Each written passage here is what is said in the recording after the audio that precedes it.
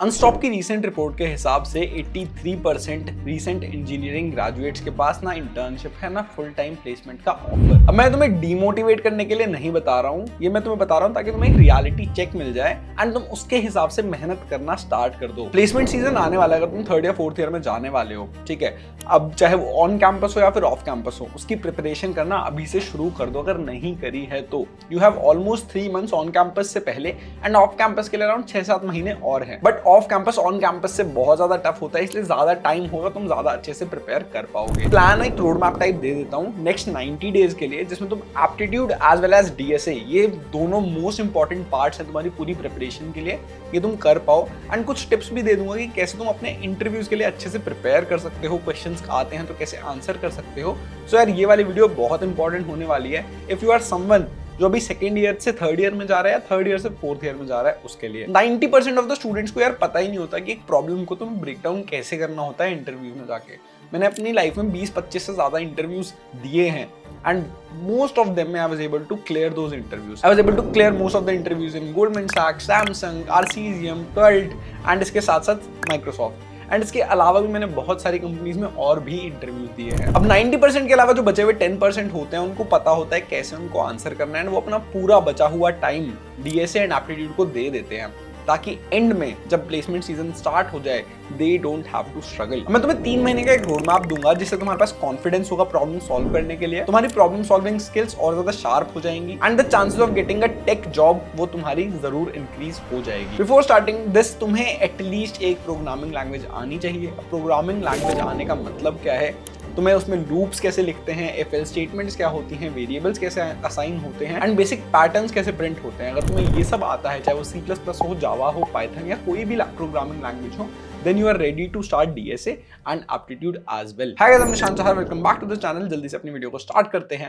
सबसे पहले आते हैं फर्स्ट मंथ ऑफ प्रिपरेशन पे। अब फर्स्ट मंथ में पहले DSA की बात कर लेते हैं। DSA में तुम लोगों को स्टार्टिंग में एरेज एंड लिंक्ड लिस्ट पे फोकस करना होगा। बहुत सारी कंपनीज में डायरेक्ट इनसे क्वेश्चंस आ जाते हैं एंड आगे जाके जब तुम डायनेमिक प्रोग्रामिंग करोगे या फिर तुम ट्रीज के क्वेश्चन सॉल्व करोगे, स्टैक्स या क्यूज के क्वेश्चन सॉल्व करोगे, उसमें लिंक्ड लिस्ट एंड एरेज काफी ज्यादा यूज हो रहे होते हैं एंड काफी इंटरव्यूज में तो यार तुमसे डायरेक्ट क्वेश्चन भी पूछ ले जाते हैं। For example merge link list तुमसे पूछ लिया जाता है, फिर find a loop in a link list, ये सारे क्वेश्चंस तुमसे एक्चुअली इंटरव्यूज में पूछ लेते हैं। अब ये दोनों टॉपिक्स करने के बाद तुम्हारे जो फंडामेंटल्स होंगे ना वो काफी स्ट्रांग हो जाएंगे एंड इजीली तुम काफी सारे क्वेश्चंस या फिर आगे जो हार्डर टॉपिक्स आने वाले हैं वो भी सॉल्व कर पाओगे। इसके बाद नेक्स्ट जो चीज हमारी आ जाती है वो आ जाती है एप्टीट्यूड। अब उसकी बात कर लेते हैं। अब एप्टीट्यूड के लिए तुम्हें number systems, percentages, ratios and averages को कवर करना है। ये सारे फंडामेंटल टॉपिक्स हैं जो इंटरव्यूज में बहुत ज्यादा पूछे जाते हैं, फिर जो तुम्हारे ऑनलाइन टेस्ट होते हैं, असेसमेंट्स होते हैं, ओएल होता है, वहां पे पूछे जाते हैं। तो ये सब हो गया जो मैं फर्स्ट 2 वीक्स के अंदर कर लेना है। अब नेक्स्ट 2 वीक्स में डीएसए की साइड से तुम्हें स्टैक्स एंड क्यूज कर लेना चाहिए। स्टैक्स एंड क्यूज कैसे इंप्लीमेंट होते हैं वो भी सीख लेना। बहुत बार इंटरव्यूज में डायरेक्टली ये भी पूछ लेते हैं, लोग इसको स्किप कर देते हैं, बोलते हैं यार हमें तो एचटीएल ही यूज करना है या फिर हमें कलेक्शंस यूज करना है जावा में, तो ये कभी सीखते ही नहीं है। एंड कई बार तुम्हें पूरा स्क्रैच से लिंक लिस्ट इंप्लीमेंट करने के लिए, स्टैक इंप्लीमेंट करने के लिए या क्यू इंप्लीमेंट करने के लिए दे दिया जाता है एंड फिर वहां पे होता नहीं है। अब पहले जल्दी से सीख लो कि क्या टॉपिक्स होते हैं, कैसे इंप्लीमेंट करते हैं। इंप्लीमेंट करने के बाद फिर फाइनली एप्लीकेशन के क्वेश्चंस करो, इनफिक्स, पोस्टफिक्स कैसे होता है, कैसे तुम उसको सॉल्व कर सकते हो फॉर एग्जाम्पल। इसके अलावा शेड्यूलिंग प्रॉब्लम्स कैसे होती हैं, अगर तुम क्यू को यूज करना चाहते हो तो ये सारी प्रॉब्लम्स उसके बाद तुम सॉल्व कर सकते हो। सिंपल एक प्रॉब्लम है, अगर तुम क्यूज की बात करते हो तो शेड्यूलिंग की प्रॉब्लम्स तुमसे पूछी जा सकती है। अब जैसे एक तुम्हारे पास प्रिंटर है, प्रिंटर में हर जगह से जॉब्स आ रही होती हैं। अब उन जॉब्स को तुम्हें उसी ऑर्डर में प्रिंट करना है जिस ऑर्डर में वो आ रही हैं। डायरेक्टली तुम इसको क्यू से सॉल्व कर सकते हो, right. First in and first out, तो फीफो होता है हमारा क्यू, ये हमें पता है। अब वीक 3 एंड 4 में यार हम स्टैक्स एंड क्यूज कर रहे होंगे एंड इससे पहले हमें बैक ट्रैकिंग एंड रिकर्जन भी आ जाना चाहिए। तो पहले हमें बैक ट्रैकिंग एंड रिकर्जन करना है। रिकर्जन भाई बहुत इंपॉर्टेंट टॉपिक है। आगे जैसे जैसे बढ़ते जाओगे तुम्हारा पूरा ट्रीज, तुम्हारा पूरा ग्राफ, तुम्हारा पूरा डीपी सब रिकर्जन से होने वाला है। तो रिकर्जन कैसे करना है, बैक ट्रैकिंग क्या होती है, ये सब उसके जितने प्रॉब्लम तुम सॉल्व कर सकते हो कर लेना। साथ साथ टाइम कॉम्प्लेक्सिटी कैसे कैलकुलेट करते हैं रिकर्जन वाले सॉल्यूशन की, वो भी सीख लेना। नेक्स्ट हम आते हैं एप्टीट्यूड पे। वीक 3 एंड 4 में हमें कौन से टाइप के एप्टीट्यूड के क्वेश्चंस कर लेने चाहिए। तो इस टाइम पे तुम्हें मोस्टली लॉजिकल रीजनिंग पे फोकस करना चाहिए। तुम्हारे सीरीज कंप्लीशन वाले क्वेश्चंस हो गए, इसके अलावा तुम्हारे पजल्स हो गए, इन सब टाइप के वेरिएशंस को तुम्हें प्रैक्टिस करना चाहिए। अब ये जो लॉजिकल रीजनिंग के क्वेश्चंस होने वाले हैं, इससे दो फायदे होंगे। एक तो तुम्हारे लॉजिकल रीजनिंग में तुम्हारी अच्छी प्रैक्टिस हो जाएगी एंड साथ साथ कॉम्प्लेक्स डीएसए के प्रॉब्लम्स को तुम इजीली सॉल्व कर पाओगे एंड ब्रेक डाउन कर पाओगे। अभी लॉजिकल रीजनिंग वाले क्वेश्चंस ना काफी अलग अलग तरीके के आते रहते हैं। तो मैंने गोल्डमैन सैक्स का टेस्ट दिया था, उसमें कुछ इस टाइप का क्वेश्चन आया हुआ था कि तुम्हारे पास ना 3 जार्स हैं। अब 3 जार्स में तुम्हारे पास 2 तरीके के फ्रूट्स हैं, एक एप्पल्स एंड एक ऑरेंजेस है। तीनों जार्स ना लेबल्ड हैं, एक में ऑरेंजेस होंगे सिर्फ, एक में सिर्फ एप्पल्स होंगे, तीसरे वाले में तुम्हारे ऑरेंजेस एंड एप्पल्स होंगे।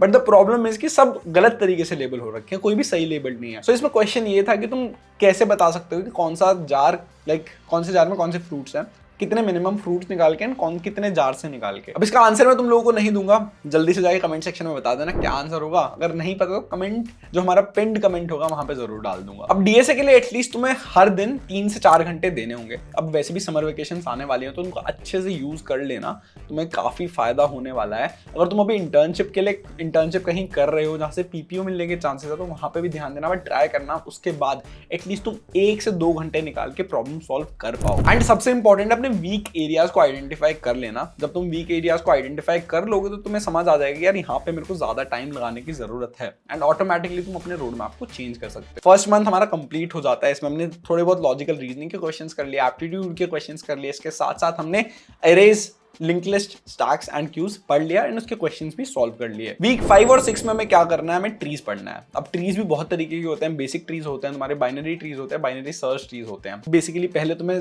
सीखना होगा कैसे प्रिंट करते हैं, कैसे ट्रैवर्स करते हैं, ट्रैवर्सल सारे तरीके के सीख लो, उसके बाद फिर प्रॉब्लम्स करना स्टार्ट करना। अब इसके साथ साथ ट्रीज में अगर तुम्हारे पास बाइनरी सर्च ट्री है तो उससे रिलेटेड क्वेश्चन सॉल्व कर लेना, कैसे तुम एक नॉर्मल एरे को बाइनरी सर्च ट्री में कन्वर्ट कर सकते हो, वाइस वर्सा, इस तरीके के काफी क्वेश्चंस होते हैं ट्रिकी वाले भी, वो सब भी सॉल्व डेफिनेटली कर लेना। वीक 7 और 8 में तुम सॉर्टिंग एंड सर्चिंग कर लेना। बाइनरी सर्च बहुत ज्यादा इंपॉर्टेंट टॉपिक होता है, बहुत सारे इंटरव्यूज में डायरेक्टली पूछा जाता है, अलग अलग तरीके के इसके इम्प्लीमेंटेशंस होते हैं, वो जरूर से सीख लेना। अब अपर बाउंड लोअर बाउंड हर जगह यूज हो रहा होता है, उसको अच्छे से समझ लेना कि बाय एक जगह में ग्रेटर देन इक्वल टू क्यों लगाते हैं, लेस देन इक्वल टू क्यों लगाते हैं, आप इक्वल टू क्यों नहीं लगाते हैं। ये कॉन्सेप्ट्स बहुत क्लियर होने जरूरी होते हैं। तुम सोचोगे यार मैंने रट लिया है, अभी बाद में देखा जाएगा, बट एक्चुअली कुछ इंटरव्यूज में तुम्हें अपर बाउंड ही इंप्लीमेंट करने के लिए दे दिया जाएगा कि करके दिखाओ कैसे होता है। अब वहां पे बैठ के तुम वहां पे हिट एंड ट्राई नहीं कर सकते यार ग्रेटर देन होगा या लेस देन। पहले तुम्हें सॉर्टिंग टेक्निक्स जो बेसिक हैं 5 वो तो करनी है, insertion, selection, bubble, quick and merge. Quick and merge भी अच्छे से कर लेना, इसलिए मैंने पहले बोला बाइनरी सर्च सीख लेना। डिवाइड एंड कॉन्कर क्या होता है तुम वो सीख लेना, तुम्हारे लिए इजी होगा क्विक सॉर्ट एंड तुम्हारा मर्ज सॉर्ट करना। अब क्विक सॉर्ट में तुम्हें ये भी देख लेना कि यार हम हमेशा जो हमारा पार्टीशनिंग एलिमेंट होता है वो हम स्टार्टिंग वाला क्यों लेते हैं, मिडल वाला क्यों लेते हैं, एंड वाला क्यों लेते हैं, तीनों से इंप्लीमेंट करके देख लेना। मेरे एक दोस्त से रिसेंटली एक इंटरव्यू में पूछ लिया था यही क्वेश्चन कि क्विक सॉर्ट करके दिखाओ, बट इस बारी स्टार्टिंग एलिमेंट की जगह लास्ट एलिमेंट लेके दिखाओ कि कैसे उसको लेके हम क्विक सॉर्ट को परफॉर्म कर सकते हैं। अगर तुमने कर रखा होता तो ईजिली तुम आंसर कर पाते हो, वहां पे जाके भी कर सकते हो, बट थोड़ा सा डिफिकल्ट हो जाता है। अब मीडियम क्वेश्चंस तो एटलीस्ट सॉल्व करने हैं and space and time complexity का तुम्हें ध्यान रखना है।